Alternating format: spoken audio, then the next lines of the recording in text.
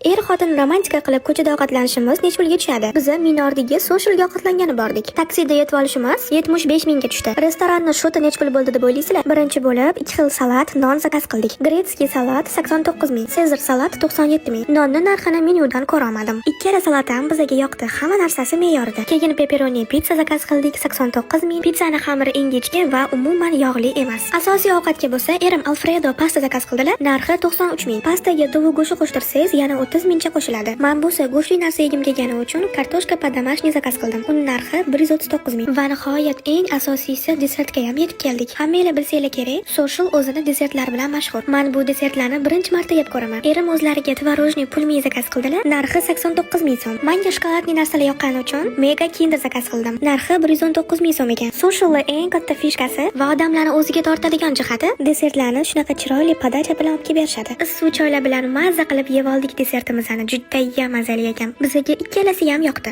Socialga ovqatlangani bormasangiz ham albatta shirlilardan yeb ko'rgani boring. Ichimliklar narxiga kelsak, issiq choy 15-20 ming atrofida. Ikkitadan 0.25 butilchni kola. Kola narxi 19 mingdan. Socialda obsluga 0%. Socialdan uygacha taksida 55 mingga qaytdik. Qani endi hisoblab ko'rdingizmi? Er-xotin romantik ujinimizga necha pul ketdi? Kommentariyaga yozib qoldiring.